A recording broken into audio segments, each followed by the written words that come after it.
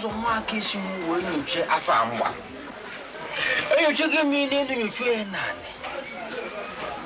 ya bụ afọ na-alụtụ aka n'ofu ezinụlọ ahụ be ndị be ezi papa enugokwala ihe ndị mmadụ na-ji aha gị akọ n'obodo nke a nụrụ na ike ga-adago na o nwere ozi ihe na ịmụ ị na-agba n'afa ndị efulefu onye nnọkọ ọnụ ọ na-akọ ihe juli ọnụ na onwezi ihe mma na ike ga-adago tụrụkọ na ntụ mana nke kacha ewute m na ike na ọrụ ọma niile ị na-alụ ndị obodo a nke ị na-alụ na anaghị ego nyanwa ka a ga-echezozi onye ọbụla na-akọ ife sọlịa ụta adọrọ mfa maka na mgbe afọ kwụsịrị ife okwu ewee jebe ebe Dr. Raymond ị makwara na Dr. Raymond ka ndị si obodo bịabara ka abịazie na-ekwefe afa kwuru Dr. Raymond chụọ mmadụ niile ndị obodo na zụrụzụga bie Dr. Raymond chụrụ fancha sị na ya ma mbụ efunugokwa ụdị ihe nka ọ gbagwojuru m anya maka na ọ bụrụ m ikuku bụ ikuku ọ bụ ọka kụọ ọgwụ ọ ga-akọ ọ bụrụ ịkọchi Dr. Raymond ike ọ manyụzi esi n'ọfịs mana onwuhụ ihe ikuku mere ike na-abụ na-abụ wee gwụ m so ihe na-akọwa nkịta bụ na bido eri oge afọ a ji wee mma Dr. Raymond wee lụọ taa lụkwa taa ikuku aka enwedụrọ ka o si kpatụ ya aja onweghị onye ikuku mere lụọ taa mụ na gị nọ ọka enweghị ihe ikuku mere nye nwa ka ike ji gwụ m ọrụ m na-alụ na-enyokwuzi onwe m enyo onweghị ihe mma m ga-asa ọ gwụrụ m ike ọ dịghị ka ọ bụ ha nkịrịnka ndụ nwunye gị Jemima na-ebi ọ dịghị ka ọ na-abụghọ ọkụ enu Jemima nwunye gị na-agba na afet ike gị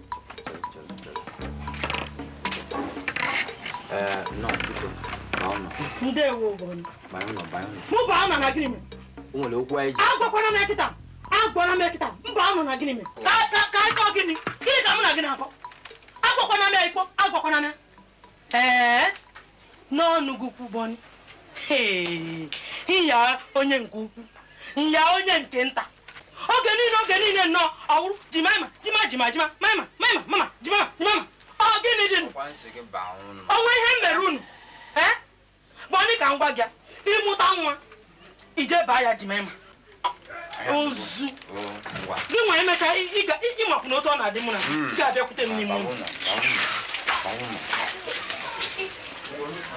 onye na-akọwa gị nwa mbụ onye na-edu m n'ọlụ a na-alụ ọchị m ọ bụghị Jemima bụ nwunye m ọ nọ n'okpuru m ka ọ nọ ọchị m na-edu m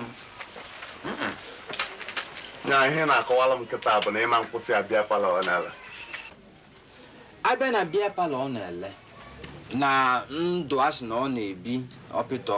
ọgbago ọpịtọ ọgbada nke a bụ ihe na chie ana m akọwa na ọ bụghị ọgbasahụ papa gee ntị afa gị abụrụgo nke ihe alụrụ na ntụ o nwere ebe ọzọ o si gbasa m na-abụrụ aha gị a na-akpụtọsị gee ntị ụzọ m chọrọ ka gị bụ nwa m sobe dịka m si kwu okwu a ndidi iji ndidi wee sobe ya anyị ga-agbakọbazie ụkwụ na aka ọnụ wee nwebe ndidi anyị na-enwezi ndidi alụ a na-eme anyị a na-enwe ndidi afa gị a na-alụ na ntụ ọ bụrụ na ọ gị kedu ihe ị ga-eme Dr. Raymond ọ mụ na ya bi na Lagos ọ bụrụ na ikuku mmazi na ọ nwere ife ọ ga-eme na ọ gbakọbazi n'aka gba nkịtị na ọ nwere ife ọ ga-eme Dr. Raymond anyị kpatụta ya aka na njọ o nwere nata onye ga-akpa gị nke a ga-ege onye ga-eme gị mba ọ bụghị gị ga-anọ ọgụ na oge elu ikuku ga-anụrụ onwe ọgụ rapụ na-achọta ilozo na ukolo elu wawa ọgọdọ ikuku bịa bụrụ ya ma bụrụ ọgọdọ ọwa ihe na-ekwukwa na ihe abụ nke ọ bụla a na-eme ọsịsọ ka a mara etu a ga-esi pụchapụkwa aha gị apụtọsịrị apụtọsị